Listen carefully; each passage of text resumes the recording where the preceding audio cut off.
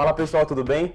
Hoje a gente veio aqui conhecer a RB Capital, a gente vai bater um papo com o Thiago, que é gestor aqui da casa, e ele vai contar um pouquinho pra gente, não só sobre os fundos da casa, mas também como que ele entrou no mercado financeiro. Então, fica ligado!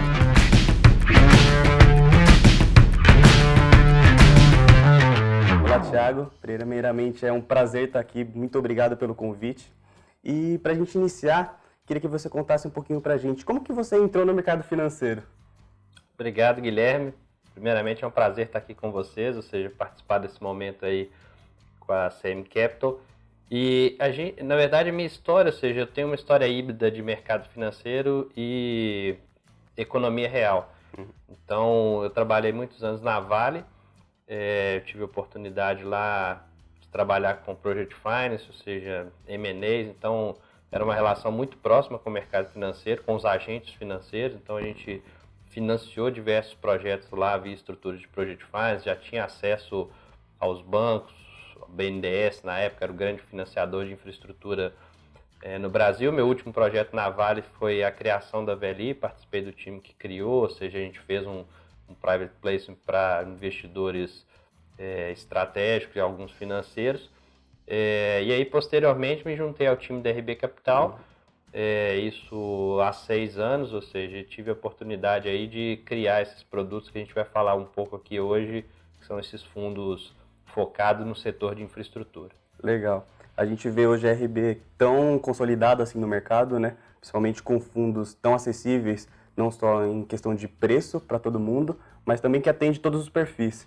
Queria que você contasse um pouquinho para a gente como que surgiu a RB, qual que foi a essência de vocês para estar tão consolidada no mercado como está hoje. Não, bacana. A história da RB, ou seja, os sócios fundadores, ou seja, tem uma história desde 99, trabalham juntos, ou seja, o início foi no crédito estruturado, então a RB é pioneira em algumas operações emblemáticas do mercado aí, principalmente que envolvem securitização.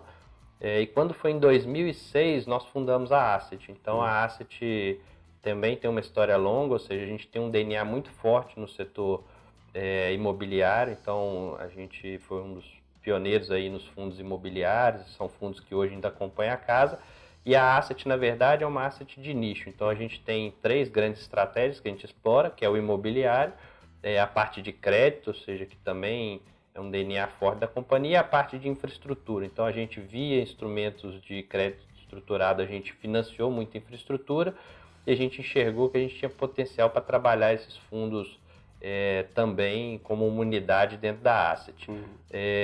Em 2016, no final de 2016, o controle da companhia foi adquirido por um grupo japonês, um conglomerado grande, presente em 40 países, com capital aberto na Bolsa de Tóquio, em Nova York, com mais ou menos uns 400 bilhões de dólares de ativos sob gestão.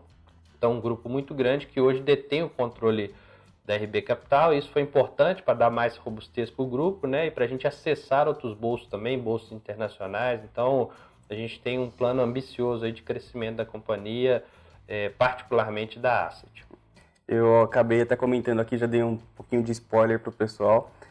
Eu falei que a RB tem vários fundos, né, para todos os perfis de clientes, e isso é um diferencial muito grande de vocês. Queria que você comentasse um pouquinho desses fundos. Ah, legal. Eu vou falar de 2 particularmente, que são os fundos de debêntures incentivados, ou seja, são fundos que estarão disponíveis aí na plataforma para o investidor. Esses fundos têm uma característica peculiar, que é a questão da isenção de imposto de renda para pessoa física, né? Esse talvez seja um dos principais atrativos do produto, mas que tem outros também que fazem que seja um produto diferenciado. O primeiro é que a alocação deles são nas debêntures de infraestrutura, né? Então, a debênture de infraestrutura foi criada com a Lei 12.431, ou seja, em 2011. A partir de 2012, você teve um crescimento substancial de emissão desses papéis, com o objetivo de financiar projetos de infraestrutura. Então, esses projetos têm uma característica única também, são projetos normalmente de longo prazo, com receitas garantidas, ou seja, receitas contratadas. Então, isso faz com que haja uma resiliência muito grande e um risco de crédito bastante interessante. Então, esses fundos nossos, eles compram esses papéis, então são papéis majoritariamente de risco de crédito bastante elevado, acima de AAA via de regra. Então, isso para o investidor é interessante, porque ele compra um portfólio de ativos, então diferentemente do investidor ter 1, 2 ativos aqui, ele compra uma carteira de 60, 70 papéis. Então, adicionalmente ao crédito individualmente, isso é muito interessante, você tem uma questão de pulverização somada a uma diversificação setorial. Então, aqui a gente está falando de um fundo que investe em rodovia, em ferrovia, em porto, em energia, seja distribuição, transmissão, geração, energias renováveis, eólica, solar. Então, é um produto que tem uma diversificação dentro do seu portfólio, somado, obviamente, a um time de gestão que entende dos setores, ou seja, e que faz toda a análise para aquisição desses papéis. E aí, ou seja, como eu mencionei, são papéis de longo prazo, via de regra indexada à inflação, e esses papéis, ou seja, eles sofrem, obviamente, uma volatilidade muito grande à medida em que as curvas de juros balançam, né, ou se movem. E aí, para esse produto, ou seja, a gente faz um hedge, uma proteção contra essa oscilação das curvas de juros. Então, ou seja, no fim do dia, são fundos que, recapitulando, portanto, compram debêntures de infraestrutura, entregam isenção de imposto de renda para o investidor, então isso, por natureza, já é um benefício interessante. Você tem uma gestão profissional fazendo a seleção desses papéis, numa carteira pulverizada, diversificada setorialmente, e adicionalmente com essa proteção, esse hedge, né, contra essas oscilações do mercado que acabam gerando muita volatilidade na carteira, e isso permite entregar uma rentabilidade pós-fixada para o investidor. Com certeza. Esses produtos são dois, basicamente, é o RB Capital Debêntures Incentivados e o RB Capital Vitória, né? A diferença entre os dois é o objetivo de retorno entre eles e, por consequência, o prazo de liquidez que a gente dá. No debêntures incentivados é uma liquidez de D+20, ou seja, a gente busca um retorno ali em torno de 110 CDI, é o alvo desse fundo, né, sem contar ainda a questão da isenção. E o Vitória é um fundo D+5, que a gente busca ali entre 90 e 100 do CDI. Então é um produto que veio lá atrás, quando nós criamos, para substituir a demanda dos investidores por LCIs, LCAs, ou seja, títulos isentos. Então é um produto com risco de crédito bastante adequado para esse prazo de liquidez de D+5. E aí, obviamente, isso reflete nas carteiras, ou seja, nas posições que a gente toma em cada fundo. Então são dois produtos aí bastante acessíveis às pessoas físicas.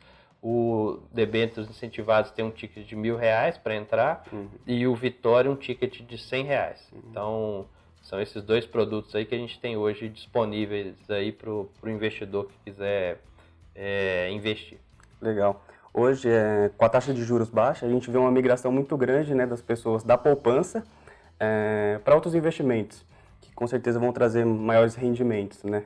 Você acredita que o fundo RB que você falou, Vitória, é para aquele público que está saindo da poupança e quer procurar um rendimento melhor e tem aquele perfil mais conservador, mais moderado? É um produto que a gente, ou seja, por essência, até por ser crédito privado, a gente não pode classificá-lo para investidores mais conservadores, ou seja, porque no fim do dia você tem um componente ali de crédito que por si só já demandaria um investidor com mais apetite a risco. Mas é verdade que, obviamente, como eu mencionei, ou seja, são riscos de créditos bastante elevados, então isso dá uma tranquilidade, sem dúvida, para o investidor, somada a essa questão de pulverização. Então, ou seja, a gente tem uma exposição muito baixa individualmente a cada um desses papéis. Então, na verdade, o investidor está comprando uma carteira, né, de riscos de crédito muito bom, somada a essa questão da pulverização. Então, é um produto, eventualmente, sim, de entrada para aquele investidor que quer tomar um pouco mais de risco, ou seja, mais um risco mais moderado, ou seja, dar um primeiro passo para o crédito privado, ou seja, tomar um pouco mais de risco e, obviamente, ser premiado com um retorno maior. Então, acho que pode ser, sim, um primeiro passo para esse investidor que quer sair dessas aplicações mais conservadoras, vamos dizer assim. Legal. Ô, Thiago, em relação ao que a gente está vivendo hoje, não só no cenário político, mas também na economia, o que a RB enxerga relacionado ao atual cenário com as projeções para o futuro? Legal.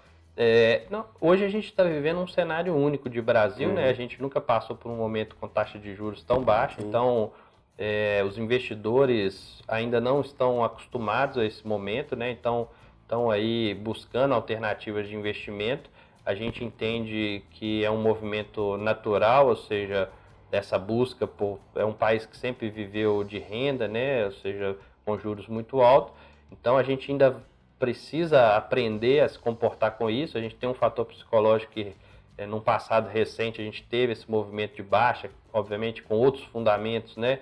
E que depois acabou voltando. Então o investidor ainda tem esse resquício na memória dele. Mas eu acho que, sem dúvida, é um futuro bastante promissor. Quando a gente olha lá fora, a gente está falando de economias maduras, com juros negativos, né? Então, tem sido uma tendência global de que esse juros baixo permaneça aqui. A gente, obviamente, toda essa queda de juros tem fundamento, ou seja, tem uma questão estrutural e, particularmente, né, nos setores que a gente atua, que é infraestrutura, ou seja, a gente vê um potencial muito grande de crescimento, né?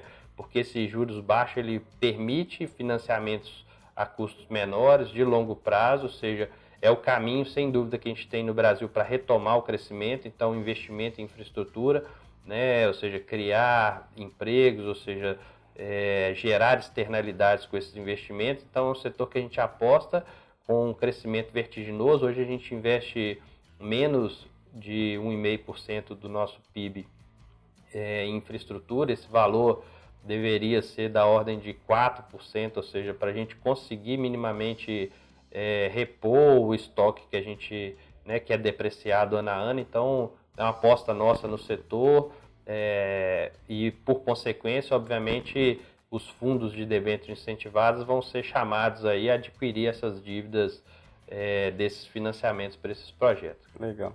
Eu agradeço muito o bate-papo, tá? Em nome da Capital, é uma honra para a gente estar aqui. Agradeço também o convite. E no que precisar, pode contar com a gente sempre, viu? Opa, eu que agradeço, Guilherme. Estamos à disposição, de portas abertas aí. O investidor que tiver alguma dúvida, precisar de alguma coisa, estamos às ordens por aqui. Mais uma vez, obrigado. Um abraço. A gente agradece. Pessoal, os fundos da RB já estão disponíveis na nossa plataforma para investimento. E se você ainda não tem conta, corre lá e abre conta com a gente, que é totalmente gratuito. Grande abraço.